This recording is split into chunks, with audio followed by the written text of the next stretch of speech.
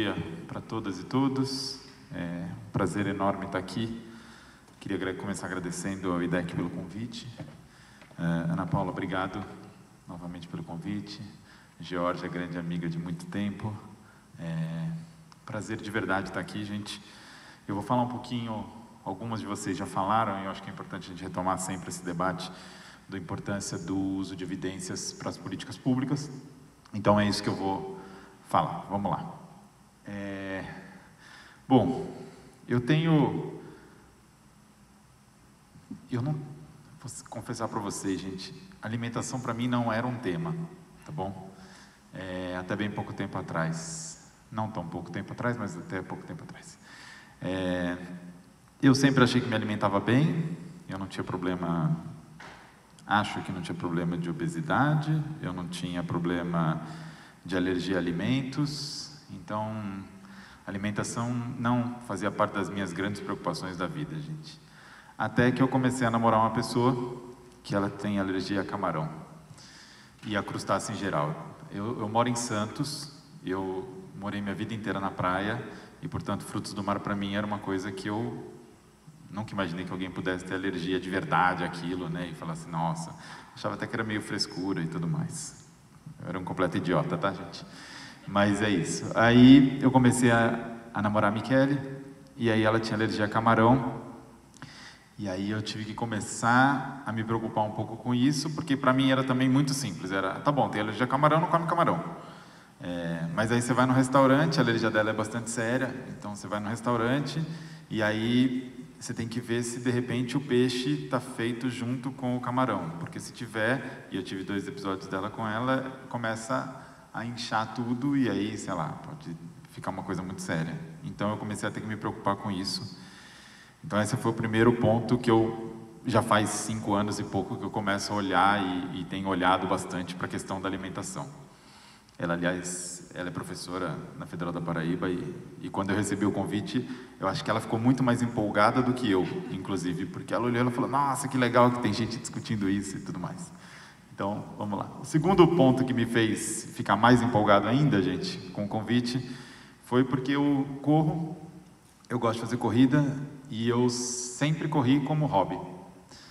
E aí, já tinha feito 3 maratonas e eu tinha meio decidido que eu não ia mais fazer maratona, porque o treino da maratona cansa muito e você tem que se cuidar um pouco a mais do que eu gosto, e aí, bom, eu não ia mais correr. Até que eu decidi que eu ia fazer a maratona de Berlim, então daqui a 2 domingos torçam por mim, para que eu consiga completar 42 quilômetros.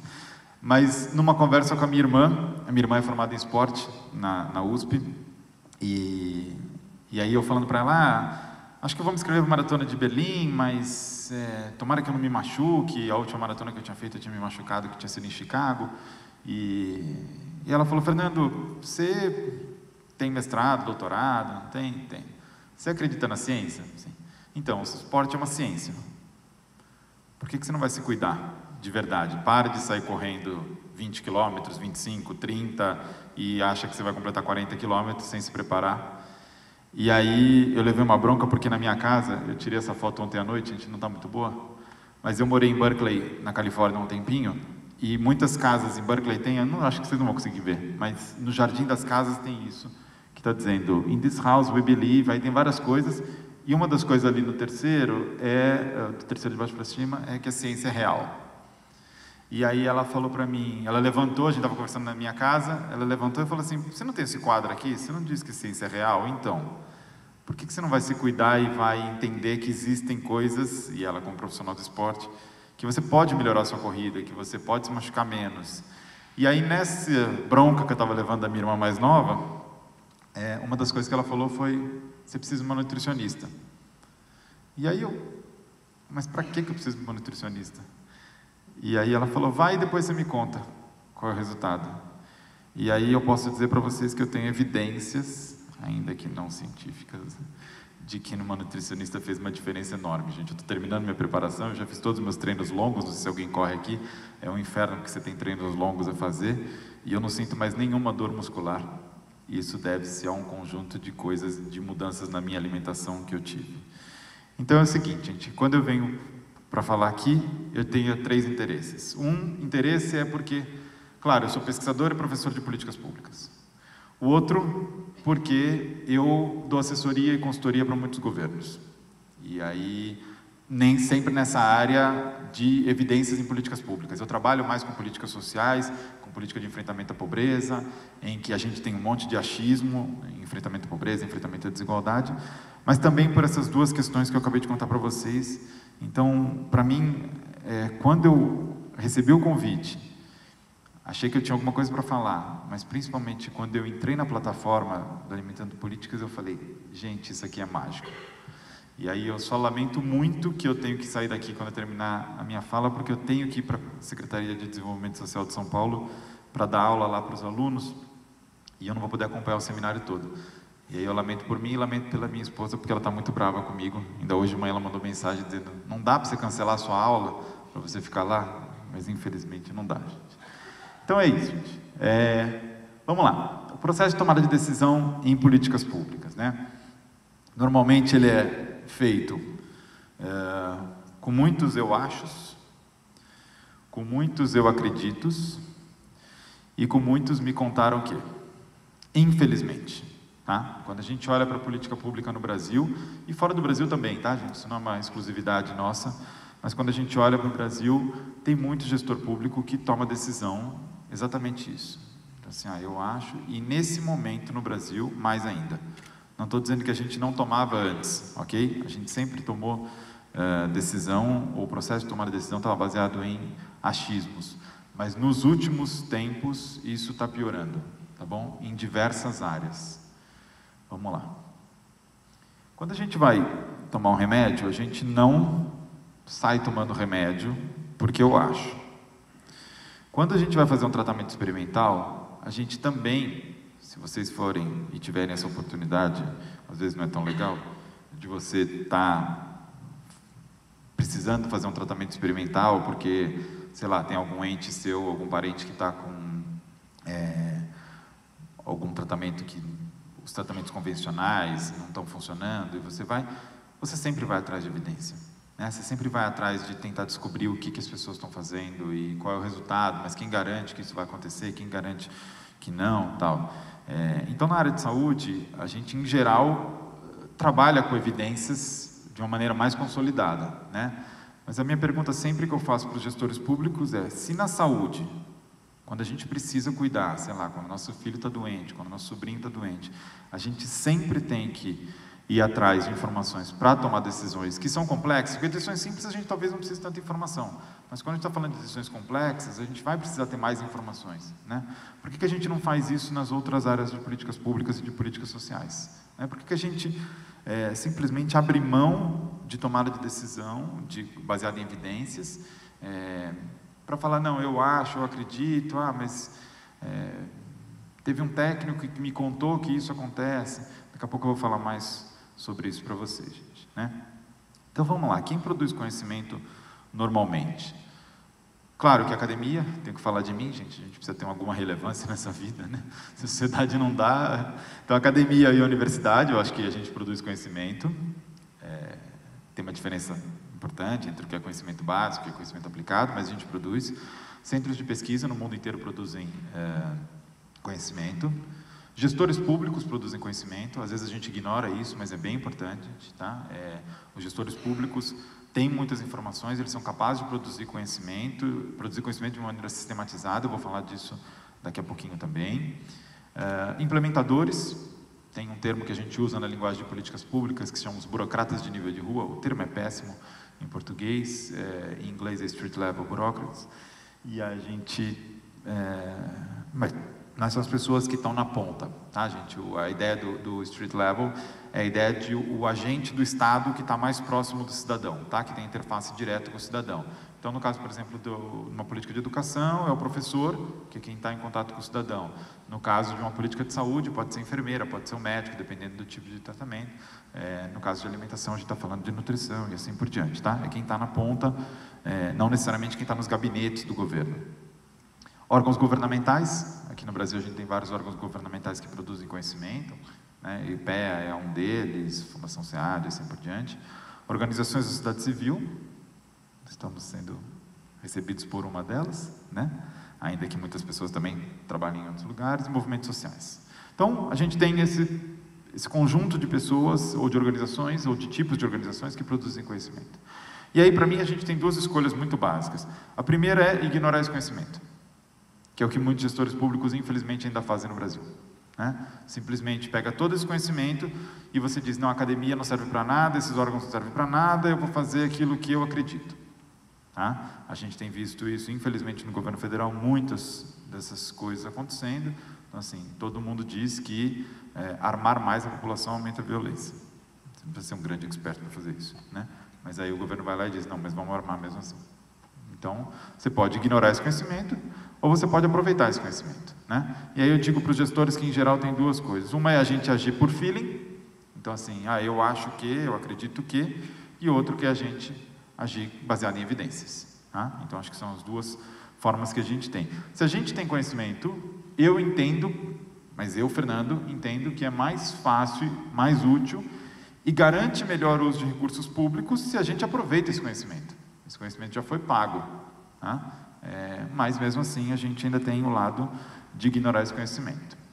E aí, eu gosto, porque às vezes a gente fala isso para o gestor, ele consegue entender melhor assim, né? Então, assim, o feeling para mim é assim, gente, você está numa praia, essa foto é uma praia em Alagoas, e você está numa praia e você quer decidir qual é o bar que você vai. E você não tem muita informação. Aí você vai pegando algumas coisas, tipo, eu posso ir no bar que tem mais gente, eu tenho um bar que está mais ou menos cheio e tem um bar que está completamente vazio. O que a gente, em geral, vai, gente, se a gente vai comer? Você vai no que está totalmente vazio? Em geral, não. Você vai achar, bom, alguma coisa deve estar estranha. Mas isso é muito feeling, gente. Porque, sei lá, podia ser que ele estivesse vazio por qualquer outro motivo, porque ele acabou de abrir. E você chegou lá e ele acabou de abrir. Então, é por isso que ele está vazio. Ou porque ele é muito mais caro. Pode ter vários fatores que fizeram. Mas isso é a gente agir por feeling, tá? A outra coisa a outra forma é a gente agir olhando, que esse agora é o meu papel quando eu vou nos restaurantes, né, gente? Então, é ficar olhando se o peixe está junto com o camarão e se a gente consegue separar uma coisa ou outra. Quando eu estava morando em Berkeley e eu tinha que ir nos restaurantes em São Francisco, isso gerava um problema enorme, porque as pessoas falavam assim, eu não garanto, eu não garanto, eu não garanto, e eu falava, mas se você não garante, eu não posso comer aqui. E ele falou, não garanto, porque pode ter que um garfo eu tenha usado lá atrás e eu não tenha lavado direito, então eles têm essa preocupação enorme. Hoje chega no Brasil, todo mundo fala, não, são lugares separados, fica tranquilo, pode ir. E aí eu sempre fico um pouco com receio. Isso para mim é a gente olhar de alguma forma para baseado em evidência, tomar decisão baseada em evidência. Quer dizer, eu chego lá, olho, vejo como é que a cozinha está funcionando e se de fato tem uma separação ou não. Por quê, gente? Porque isso vai garantir o bem-estar e a saúde de uma pessoa que para mim é muito importante, muito valiosa, que é a minha companheira, ok? Por que a gente não trata os recursos públicos com esse cuidado que a gente trata as nossas companheiras? Para mim, essa é a grande pergunta que eu não consigo entender quando eu converso com os gestores públicos.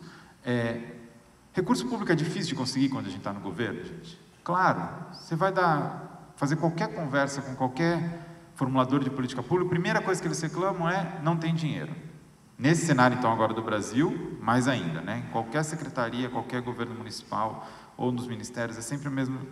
E aí você fala, tá bom, mas se os recursos públicos são poucos, e eu concordo que eles são poucos, será que a gente tinha que fazer bom uso desses recursos públicos?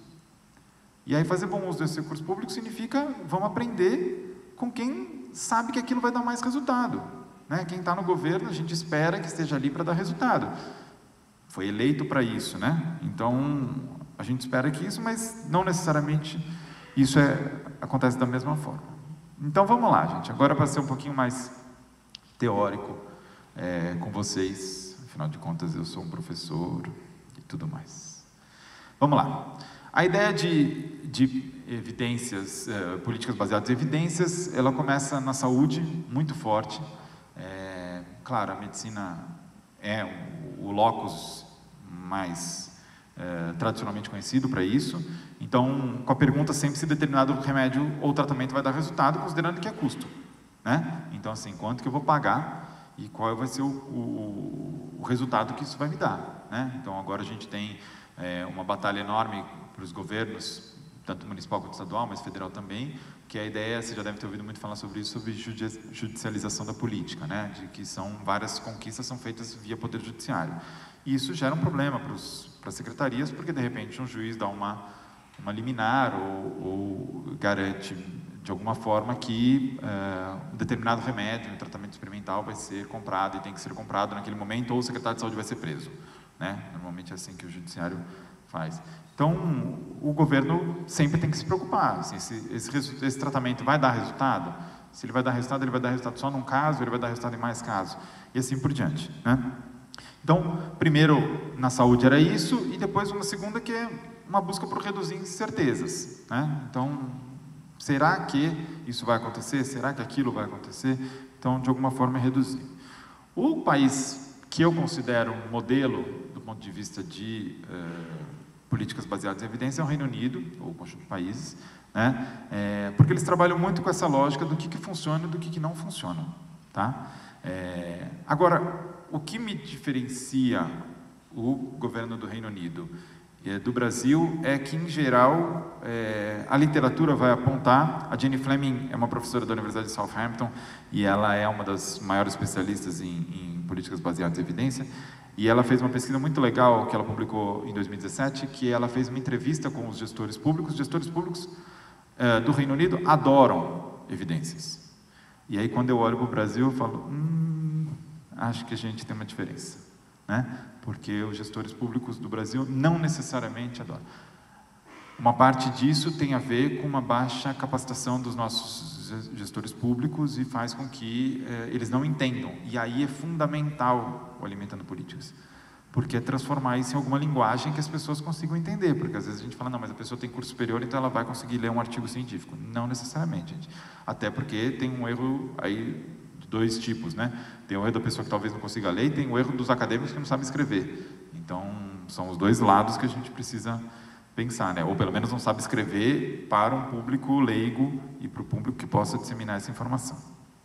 Agora, a gente tem que ter alguns cuidados, gente. Então, eu vou falar bastante sobre cuidados, porque acho que todo mundo que está aqui é meio... Estou pregando para convertido, gente, de que a gente tem que fazer política pública baseada em evidência. Ok, todo mundo acho que concorda com isso, pelo menos todo mundo que está aqui.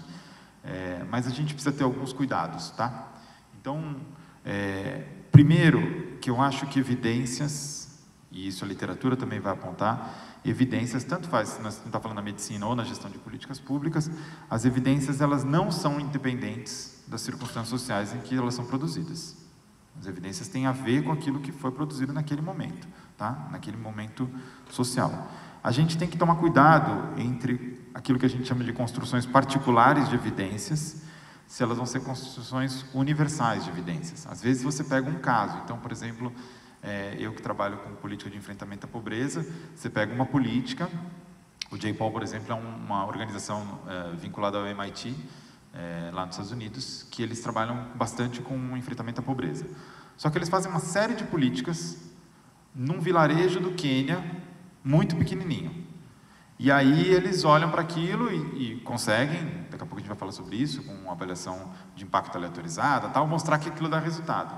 E aí eles vêm para a Secretaria de Desenvolvimento Social, ontem estava tendo uma reunião com a Secretaria de Desenvolvimento Social, dizer, olha, o Estado de São Paulo deveria formular política igual formula no Quênia. Aí você fala, acho que não. Tá? Acho que nós estamos falando de circunstâncias muito diferentes. Ainda mais do ponto de vista de enfrentamento à pobreza, que você tem um programa muito grande como o Bolsa Família, que já está em atuação contra o vilarejo do Quênia, que não tem nenhuma política. Então, é muito difícil de você fazer comparabilidade entre essas duas coisas, ainda mais dizer que a gente tem que adotar esse tipo de política. Tá? Algumas alternativas podem ter sido descartadas ou invisibilizadas em processos anteriores. É bem importante isso, gente, porque quando a gente está fazendo, principalmente quando está fazendo experimentos de políticas públicas, a gente entende que, então eu vou dar um exemplo de um experimento que eu participei, que você vai discutir se as escolas de tempo integral no Rio deveriam ser, se a gente deveria fazer com que as escolas, vamos pensar que a gente tinha que pegar todas as escolas de ensino fundamental e transformar em escola de tempo integral, ou seja, os alunos tinham 4 horas, eles vão passar a ter 8 horas. Qual é a pergunta? O que nós vamos fazer nessas 8 horas? Ou nessas 4 horas restantes? Uma das coisas vamos colocar mais aula de ciências, mais aula de história, mais aula de geografia, mais aula de português, mais aula de matemática.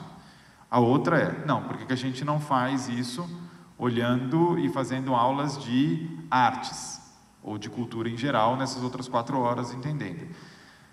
Tá claro que são 2 modelos diferentes, gente? Eu posso fazer teste disso, então eu faço grupo de tratamento, grupo de controle, o MES, faço diff and diff, tal, uma série de técnicas, e eu calculo o impacto. Mas eu esqueci de fazer uma análise, e o Rio esqueceu de fazer isso, se não era melhor a gente ter pegado essas outras 4 horas e ter colocado atividades esportivas. Percebe, gente? Aí se eu vou pegar o trabalho, eu vou dizer, nossa, mas então cultura dá mais resultado do que colocar mais aula de história e geografia. Eu particularmente acho que sim, ok? Mas por que a gente não colocou esporte? Por que a gente não colocou esporte e cultura? Então 2 horas por dia de esporte, 2 horas por dia em cultura. Percebe que essas alternativas, outras foram invisibilizadas no desenho do experimento, gente? E aí se forem invisibilizadas, não dá para a gente descartar o resultado disso. Tá? Então tome muito cuidado quando a gente pega um artigo para entender quais foram as escolhas metodológicas que foram feitas anteriormente, senão a gente acaba esquecendo que existem outras alternativas. E claro, por último é que a gente precisa ir além do debate ciência e experiência, eu vou voltar nisso daqui a pouquinho, gente. Gente, eu tenho um horário aqui de 1 minuto e 23 anos, eu tenho que seguir isso ou não? Ah, obrigado, porque eu não ia chegar nem na metade.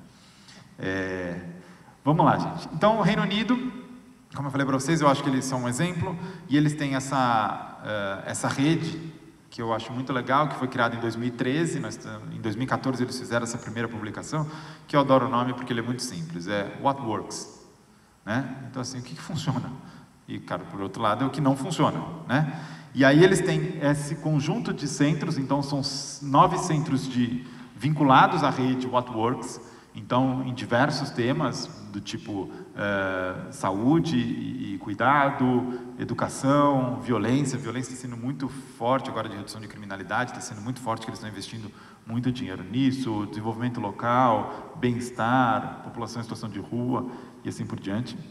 E depois eles têm mais 5 centros que não são centros específicos do What Works, mas são centros afiliados ao What Works. Tá? Para vocês terem uma ideia, eu estava atualizando esse dado ontem, nessas áreas a gente está falando de 250 bilhões de libras, ou seja, 1 trilhão e 200 bilhões de reais, em que, claro que não são isso que os centros movimentam, senão a ideia é que ia estar bem feliz, né? Porque, pô, quanto dinheiro ia ter, mas não é isso, mas é o quanto que os resultados dessas pesquisas impactam em termos de custo para o governo do Reino Unido, tá claro, gente? Então, eles estão gastando muito dinheiro, porque eles entendem que isso custa muito dinheiro para o Estado, é um volume enorme de recursos públicos que está sendo colocado aí, e que, portanto, a gente deve entender o que funciona e o que não funciona, né? Isso serve na criminalidade, serve na primeira infância, por exemplo, que é um tema também que está sendo muito discutido, e assim por diante, tá? Vamos lá. Avaliação de impacto, gente. A maior parte das vezes, quando a gente faz, isso aqui acho que todos vocês sabem fazer avaliação de impacto aqui, mas a maior parte das vezes que a gente vai falar sobre evidências, a gente vai falar sobre avaliação de impacto, tá? Então, avaliação de impacto, a ideia, essa é uma avaliação de impacto na área de educação, por exemplo, em que você tem, até 2008, você tem um único grupo, em 2008 você tem uma intervenção, por exemplo, sei lá, o Instituto Ayrton Senna resolve fazer uma intervenção no município para ajudar as crianças a lerem melhor, ou para capacitar professores, e aí você divide 2 grupos, um grupo de controle e um grupo de tratamento. O grupo de controle está em azul, ou seja, a gente já vinha evoluindo do ponto de vista de IDEB municipal, a nota do município já vinha crescendo, mas ela vai seguir crescendo. Esse é o grupo de controle e o grupo de tratamento. O que eu faço? Normalmente, se eu vou fazer isso, a avaliação de impacto aleatorizado, eu vou sortear quais são as crianças ou quais são as escolas para fazer parte de cada grupo, porque aí eu tiro o viés de seleção, isso é bem importante, e aí no final eu meço, e a medição disso é o impacto, ou o que os economistas chamam de diff and diff, a diferença em diferença entre o grupo de controle e o grupo de tratamento, né? Então esse é um caso de avaliação de impacto. O outro caso aqui, quando a gente olha para casos de saúde, por exemplo, caso de dengue, a gente já sabe que no verão aqui no Brasil vai aumentar o número de casos de dengue, e a gente entende que Se o grupo de controle vai subir um pouco mais, é porque ele não recebeu nenhum tipo de intervenção. E como a gente fez algum tipo de intervenção no município, por exemplo, isso menor, e aí a diferença vai ser o impacto. Então, essa é a avaliação de impacto, essa é a avaliação de impacto mais tradicional. A maior parte dos papers que a gente vai ler de políticas baseadas em evidências vão ser feitas com avaliações de impacto, tá, gente? Ou avaliações de impacto aleatorizada. Aleatorizada, a diferença é só essa, que eu faço o sorteio, tá bom? De quem vai estar em cada um dos grupos, isso é importante, porque eu tiro o viés de seleção, como eu já comentei. Mas nem sempre é possível a gente fazer avaliação de impacto aleatorizada em políticas sociais. Como eu contei para vocês, agora eu estou de alguma forma assessorando o governo do estado de São Paulo, porque o governador João Dória, ao ser eleito, ele decidiu que todas as pastas deveriam ter conselhos de gestão, para ajudar na gestão das secretarias. E eu fui convidado, embora eu não seja do PSDB de jeito nenhum, mas eu fui convidado para fazer parte do Conselho de Gestão da Secretaria de Desenvolvimento Social, e um dos meus papéis é fazer isso, é ficar dizendo para eles: tomem cuidado, tomem cuidado, tomem cuidado, porque muitas vezes a gente, quando está no governo, a gente recebe ofertas tentadoras. O J. Paul, que eu contei para vocês, foi um dos que fez essa oferta tentadora. Olha, mas a gente faz um monte, a gente sabe muito sobre política de enfrentamento à pobreza, desde que a gente vai resolver o problema de vocês sobre o enfrentamento à pobreza. Só que eu sei muito no Quênia, eu sei muito em Gana, eu sei muito num território pequeno, eu não necessariamente sei fazer isso no Vale do Ribeira. Ok, gente? Então são coisas diferentes. E aí, mesmo que eu saiba fazer, como é que eu vou pegar uma população do Vale do Ribeira, estou dando um exemplo mais que eu trabalho, e digo: olha, vocês agora, como a gente precisa fazer um teste se a política funciona ou não, vocês que são beneficiários do Bolsa Família, vocês vão ficar sem receber por 2 anos, porque a gente está fazendo uma avaliação de impacto aleatorizada. Mas não se preocupa, porque vai ser justo, porque eu vou sortear. Ok? Faz algum sentido isso, gente? Não. Muitas das pessoas que trabalham com avaliação de impacto aleatorizada tentam fazer isso. E essa é uma das dificuldades, a gente fazer isso em política social. Porque eu não parto do zero.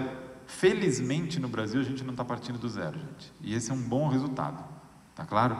Porque se a gente tivesse que partir do zero, significava que a gente não tinha feito nada até agora. Aí sim, de fato, é mais fácil aleatorizar, fazer sorteio e tudo mais, porque eu não tenho nada, não estou fazendo nada para aquela população, e aí, de repente, eu dou 2 tipos de benefícios diferentes, ou um eu não dou nada e outro eu dou algum tipo de benefício. Tá? A gente aqui no Brasil teve uma iniciativa que eu me orgulho muito, Jorge fez parte disso há algum tempo também, que era o Gestão Pública e Cidadania, o Centro de Estudos de Administração Pública e Governo da GV, que eu fiz parte, faço parte desde 2003 e sou o atual coordenador. Então, o Centro de Estudos de Administração Pública e Governo tinha um ciclo de premiação para premiar iniciativas inovadoras de governos, e eu gosto muito do título desse livro que a gente publicou de 2000 a 2005, que era Histórias de um Brasil que Funciona, que podia ser também histórias de um município que funciona, histórias de uma política de alimentação que funciona. Então, e aqui a gente não estava fazendo nada que funciona, diferente do What Works no Reino Unido, a gente não estava fazendo nada de avaliação de impacto aleatorizado, mas a gente também estava buscando evidência de que aquilo estava funcionando, tá bom? Então, eu vou falar isso mais para vocês, principalmente para a gente não cair no erro de só olhar para evidências como se fossem aquelas oriundas de estudos que tiveram avaliação de impacto aleatorizada, ou como a gente chama internacionalmente os RCTs, Então, que são aqueles experimentos randomicamente controlados, Randomicamente no sentido de que eles vão ser aleatorizados. Então, normalmente, eles são o tipo preferido, mas eles não são o único. Eu vou voltar a falar sobre isso, gente. Então, o Moore, que é um autor importantíssimo também nessa área, ele vai dizer que ele é, sim, talvez, o mais importante, ele é o mais respeitado, mas ele não é o único, tá? Então, a gente precisa estar mais atento para isso. E aí, a Jane Fleming, voltando para ela, num artigo agora de 2018, ela falou que tem outros tipos de saberes práticos, experiências que são muito importantes ou são cruciais para a gente falar sobre políticas e evidências. Então, por exemplo, cultura organizacional, gente. Tem organizações que elas têm uma cultura organizacional muito forte, e isso faz com que, de alguma forma, as políticas estão baseadas nas evidências que aquela organização tem. Claro? Então, em muitos casos, a gente pega secretarias de educação, que elas vão dizer: não, mas a gente, aqui só dá para fazer assim. Por quê? Porque na educação é assim. Ou na assistência social. A assistência social é um problema enorme, que é a área que eu mais trabalho. Não, mas na assistência é assim que funciona. Tá? O segundo tipo é o que eles chamam de memória institucional. Memória institucional é aquilo que não é porque é uma cultura da organização, uma cultura da área, mas é porque aquilo, não, a gente sempre fez assim. Tá? E a gente sempre fez assim, pode ser desde, sei lá, a minha mãe, quando cuida dos meus sobrinhos, porque ela diz, mas eu criei 5 filhos e sempre deu certo. Ok, se eu quiser fazer isso na minha esfera doméstica, tudo bem, mas em política pública eu não posso fazer isso. Tá? Até porque, felizmente, a gente mudou, a sociedade mudou, ela evoluiu, a gente tem mais informações sobre as coisas, mas a memória institucional é muito forte. Tá, gente? Então, às vezes eu dou consultoria para pequenos municípios no interior do Brasil, e eu chego lá e falo, não, mas a gente precisa começar a pensar se esse tipo de avaliação é melhor do que o outro. Eu falo, não, mas a gente sempre avaliou assim. Você fala, tá bom. E o resultado sempre foi ruim. Então, será que não precisa mudar alguma coisa? Depois, o terceiro é o conhecimento local, os burocratas de nível de rua. Na minha tese de doutorado, gente, eu trabalhei com alimentação sob um outro viés, que um dos meus casos de doutorado era sobre o PNAE, Política Nacional de Alimentação Escolar. E eu sou super fã desse programa, eu acho que ele do ponto de vista não nutricional, tá bom, gente? Porque quando eu fiz o doutorado eu não estava ainda nessas preocupações do camarão e tudo mais. Mas eu estava preocupado com as questões de desenvolvimento local, que era o que eu trabalhava na época, bom, é o que eu trabalho até hoje. E eu acho que ele gerou muito impacto legal via compra de cooperativas de pequenos produtores, de agricultores familiares e assim por diante. Mas eu conheci muitos, o que a gente chama na literatura de burocrata de nível de rua, mas eu conversava muito com as nutricionistas de cidades, de pequenos municípios brasileiros, e eu lembro de uma que chamava Mariana, que ela era nutricionista de Dracena. Dracena é um município aqui em São Paulo, fica a uns 600 quilômetros aqui de São Paulo, bem lá quase no Mato Grosso do Sul.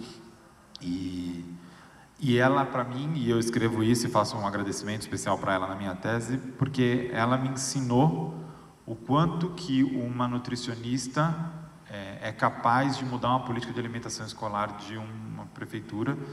E a preocupação dela, claro, como nutricionista, era a qualidade nutricional. Mas o impacto que ela gerou na economia local, que era o meu tema de doutorado, foi porque ela, de fato, acreditava que aqueles produtores eram parceiros importantes dela, e ela foi estimular, e ela ajudou eles a formar cooperativa, e assim por diante. Então, esse conhecimento local também é uma evidência, gente. Tá? E, por último, são as habilidades. E aí, o texto da Jenny Fleming, ela fica provocando isso, de que a gente tem habilidades para construir evidências que a gente não reconhece.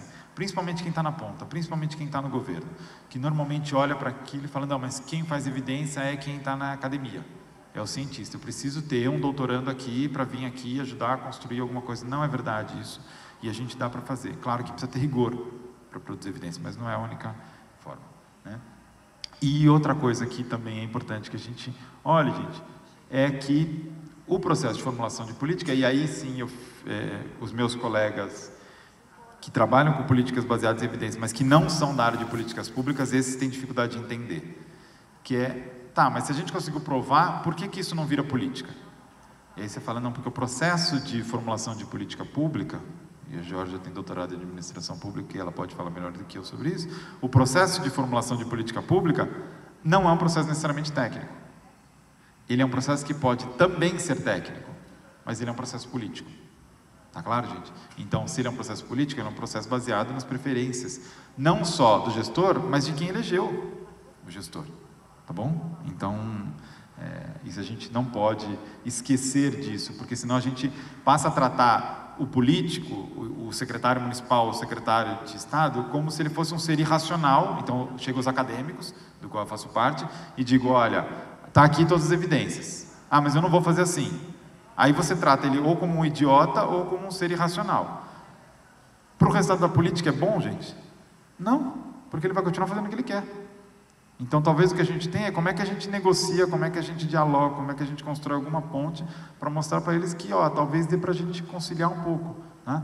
Mas se a gente fica muito chita nesse ponto, assim, de dizer, não, é só assim, ou faz assim, ou vai dar tudo errado, a gente corre um sério risco da gente se perder. Ana, eu vou acelerar, porque porque senão não vai sobrar tempo para nada. Eu falo muito, gente. Na verdade, essa palestra aqui eu fui resumindo ontem, eu contei para a Ana no voo, mas na verdade isso aqui é um curso que eu dou de 16 horas, então 16 horas em 30 minutos dá isso, tá? Se eu estiver correndo muito, a gente volta. Então, uma das coisas que eu gosto muito para a gente pensar em evidências é um conceito do Bardach. O Bardach é um autor muito importante de análise de políticas públicas, e o Bardach abre o livro dele falando sobre disseminação de boas práticas, ou seja, de disseminação de políticas que dão resultados, contando a fala de um chefe, um jovem analista de políticas ali na Califórnia, que é onde o Bardach está. E ele vai dizer assim: nós temos esse problema aqui no condado de Jackson, de grandes riscos de incêndio se acumulando na fronteira rural-urbana. É como se a gente estivesse olhando para a Amazônia hoje, né, gente? É o que na Califórnia acontece muito. Vá descobrir, então, é o chefe falando para um jovem analista. Vá descobrir o que eles estão fazendo nos condados de Washington, Jefferson e Lincoln. Veja se alguma coisa que eles estão fazendo sobre isso pode fazer sentido para nós. Isso, gente, significa, vai coletar e ver se alguma coisa está funcionando. Às vezes, de novo, a gente vai olhar para evidências e dizer, a gente precisa dos papers. Sim, os papers são uma das formas. Tá claro, gente? Mas a gente, quando está no governo, a gente vai muito mais olhar o que o vizinho está fazendo, para ver se aquilo está dando resultado ou não. A gente tem... eu vou ter que passar isso muito rápido, gente. Todo mundo conhece essa figura, né, gente? Que isso aqui é a mãe canguru. Aqui é uma figura que foi uma foto tirada do IMIP. O IMIP é o Instituto Materno Infantil de Pernambuco, onde foi um dos lugares que teve maior visibilidade disso. Só para vocês entenderem como é que é uma política que vai dando resultado, e depois que ela deu muito resultado, hoje ela vira paper. Hoje as pessoas conseguiram fazer. Então, às vezes, a gente enxerga o processo de uma outra maneira. Não, primeiro faz o paper, depois a gente faz os resultados. O que eu estou propondo para vocês é que a gente não exclua essa, que é a forma mais tradicional, mas que a gente enxergue que existem outras fontes de a gente conseguir evidências. Tá? Então, esse foi um método descoberto por um médico pernambucano na Colômbia. Ele foi passar férias na Colômbia e ele viu muitas mães de origem indígena segurando suas crianças assim, com as crianças amarradas, e aí a pergunta foi: por que elas fazem isso? Não, porque a gente não pode deixar essas mães mesmo ter acesso a hospitais, e elas vão acabar, as crianças que nascem prematuras, elas vão acabar morrendo, se elas não ficarem assim. Então a gente aprendeu a fazer isso, e esse é um conhecimento muito tradicional na Colômbia. Ele traz isso, em Santos é a primeira experiência, em 1991, depois em 97 vira uma política que chama Mãe Canguru no Recife, e em Recife essa política só existiu porque esse médico chegou na maternidade, no IMIP, e começou a ter muito mais prematuros do que eles tinham incubadoras. E eles não tinham dinheiro para comprar incubadora. Então a decisão foi: o que a gente faz? Bom, vamos amarrar as crianças das mães. E aí, isso foi feito uma série de estudos. Aí hoje tem estudos de que isso tem a ver com... Eu sou muito ruim de saúde, gente, mas o que me contaram. Então, que tem a ver com uma questão de temperatura, de regulação de temperatura e de batimento cardíaco com a mãe. Que isso você faz ao deixar junto, pelo menos foi o que o pessoal da saúde me ensinou, gente. E vocês viram que eu não sou muito bom aluno. Mas é isso, você bota juntinho e aí a temperatura não oscila tanto, que a temperatura é um fator de risco muito grande, e também o batimento cardíaco começa a bater no mesmo ritmo da mãe, então isso evita. Em 2006 isso vem aqui para São Paulo, governo do Serra, é chamado de Mãe Paulistana, e em 2011 virou uma política federal, que é o Rede Cegonha. Então, de novo, gente, começa de uma outra forma, não é necessariamente a forma de vamos primeiro fazer o paper, fazer uma análise de impacto aleatorizada, sorteamos as mães que vão ter isso e as que não vão ter, faz grupo de tratamento, grupo de controle, mede isso depois de 2 anos, publica o paper leva 2 anos para ser publicado, e quando ele chegar, e a gente vai dizer: não, agora vamos começar a formular política. Não é exatamente esse caminho é um outro, que é: vamos tentar ver o que está dando certo e vamos conversar se a gente pode elaborar isso, e a partir disso a gente começa a fazer os papers. É exatamente o contrário do que a gente tem feito aqui, gente. A área de educação é uma tragédia, isso, porque isso é recurso público jogado no lixo, gente. Isso aqui é tablet para criança, tá? Em que os prefeitos olham e falam: eu acho que eu vou distribuir tablet. Porque, bom, ainda mais ano que vem é ano de eleição, então vai ter um monte de tablet sendo distribuído pelo Brasil sobre isso. Qual é o resultado disso para a educação? 0. Tá claro, gente? Isso aqui já tem uma série de estudos provando que não adianta você distribuir. E nós vamos ter eleição ano que vem e de novo nós vamos distribuir tablet. É o contrário. Tá? Então aqui a gente já tem informação, a gente já sabe que não adianta você dar. Se você não capacitar o professor, se você não tiver rede Wi-Fi na escola, se você não tiver... Eu acompanhei um caso, gente, de uma cidade em que distribuiu-se os tablets e quase não havia energia elétrica na casa das pessoas. Ou seja, elas não tinham de carregar. E aí na escola tinha uma tomada. Então as crianças chegavam mais cedo na escola para carregar o seu tablet. E aí ficava uma fila, e aí as crianças saíam na porrada, e assim por diante, porque elas queriam carregar o seu tablet, não necessariamente para usar em sala de aula, tá claro? Mas era para eles poderem usar em... E tudo bem, e o prefeito comprou, e ele tirou foto, e assim por diante. Tá claro? Então vamos lá. O que eu acho que é fundamental, gente? Aí para quem está mais na ponta, tá? Não para os acadêmicos em geral. A gente precisa aprender a sistematizar experiências e resultados. Todo mundo tem máquina de lavar em casa, não tem, gente? Uma das experiências que eu mais gosto de desenvolvimento local, e que não tem nenhum paper publicado, pelo menos que eu conheço sobre isso, é uma experiência que chama lavanderia comunitária ou lavanderia pública municipal. Vocês já ouviram falar nisso? Alguém já ouviu falar? Isso são iniciativas que foram feitas em vários municípios brasileiros, do tipo, faz algum sentido do ponto de vista de recursos, vamos pensar em recursos privados. Tem uma máquina de lavar roupa em casa, gente? Eu não estou dizendo que a gente não tem que ter máquina de lavar, ok? Estou dizendo que faz sentido ter uma máquina de lavar exclusiva. Eu tenho máquina de lavar em casa, gente. Eu uso ela uma vez por semana, em que ela funciona 2 horas por semana, durante 4 dias, porque eu junto todas as minhas roupas e lavo. É um desperdício de recurso? Ela está parada. Ela não podia ser usada por outra pessoa? Quando a gente vai para fora do Brasil, e principalmente quem vai estudante, acaba morando em alguns lugares, que a máquina de lavar é compartilhada. Tem uma máquina pelo prédio. Então você desce lá e a máquina fica no subsolo. E aí você vai fazer, ou se você não quiser, e se você não tem essa máquina, você vai fazer, lá fora eles chamam de laundry day, que é um inferno, né? Você vai pegar suas roupas, botar num saco e lavar numa lavanderia na rua. E aí você fica lá, é chato pra caramba, porque se estiver chovendo, você vai levar a roupa de volta, e ela vai molhar a roupa, e assim por diante. Você fica lá botando a moedinha, que você é estudante, você é sempre pobre, então você fica lá botando a moedinha, principalmente para secar, aí você abre, aí ainda está molhado, aí você fecha, bota mais uma moedinha, mais 15 segundos, não é assim. Aí você bota mais uma moedinha, 15 minutos, aí você tira e fala, não, a cueca secou, que bom, então tira a cueca, mas a calça de jeans ainda não secou, aí você deixa lá e bota mais 15, e bota mais uma moedinha. Gente, é assim que funciona. Aqui no Brasil a gente tem... Ih, alguém cortou tudo? Ah, não, só aqui. Então, a gente tem... O que muitos municípios fizeram? Não dá para dar máquina de lavar, mas o que eu consigo fazer, ao invés da mulher ter que ir buscar água no açude e trazer para casa e lavar, por que eu não faço, na rua principal da cidade, uma estrutura em que, na verdade, é muito simples, que é canos de água, garantindo que vai chegar água para as pessoas. E aí as pessoas vão lá e lavam suas roupas publicamente, só vai ter a torneira aberta, cada um leva seu sabão, cada um faz isso. E isso poupa muito tempo das mulheres e poupa muito tempo das meninas, porque buscar água no sertão brasileiro ainda é uma tarefa feminina. Então muitas vezes as meninas têm que faltar na escola para ir buscar água em casa, para lavar. E por que a gente não pode fazer isso, né? Uma outra iniciativa que eu considero muito legal, uma iniciativa do Acre, dos anos, sei lá, 93, eu acho que foi a primeira, que foi uma lavanderia comunitária. Então a ideia é de que você consegue, o governo dava máquinas de lavar para essas mulheres, para centros comunitários, para elas lavarem lá, passarem, e isso virou uma fonte de renda de muitas mulheres, porque elas pegavam a roupa na casa das patroas, principalmente quando eram empregadas domésticas, levavam para lá para lavar e passavam. E vocês não vão conseguir ver que vocês estão longe, mas eu não passo roupa. Eu acho a coisa mais chata do mundo é passar roupa. E uma das coisas que elas falavam quando eu fui entrevistar elas é que passar roupa é uma tarefa muito solitária.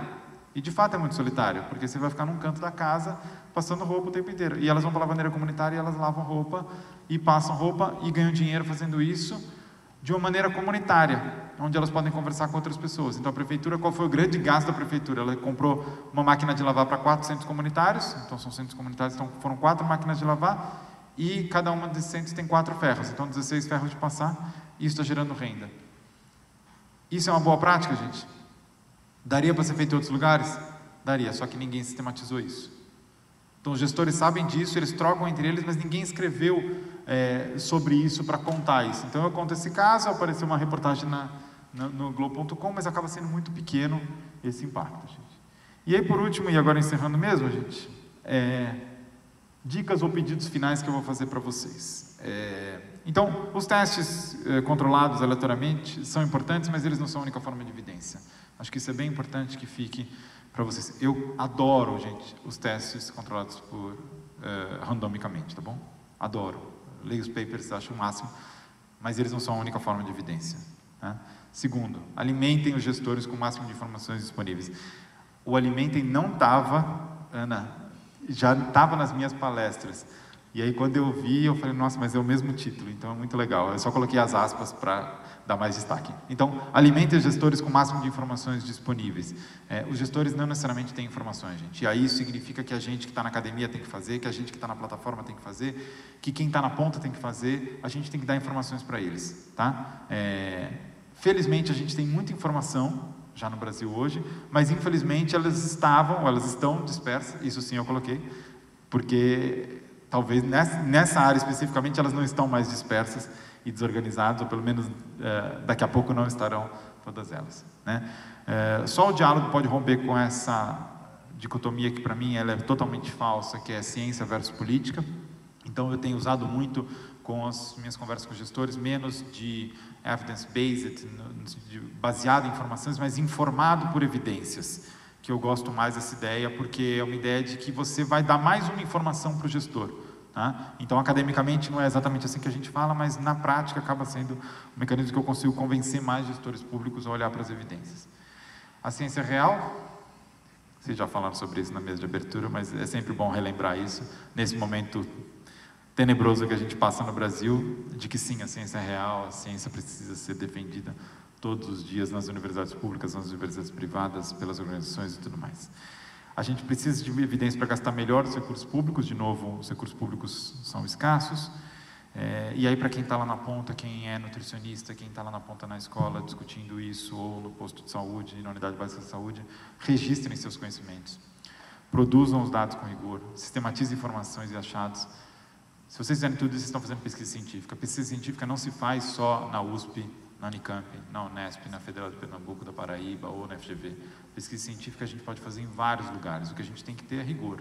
Tá claro, gente? Mas isso aí a academia pode ajudar muito, vocês que estiverem lá na ponta. Os dados estão com vocês. A gente pode fazer uma pequena contribuição, que é trabalhar isso do ponto de vista metodológico e ajudar vocês a entender e analisar melhor os resultados do ponto de vista agregado. Mas, basicamente, o que eu queria dizer para vocês é que a gente precisa de quem está na ponta, tá bom? É isso, gente. Obrigado. Aqui estão as referências e aqui tem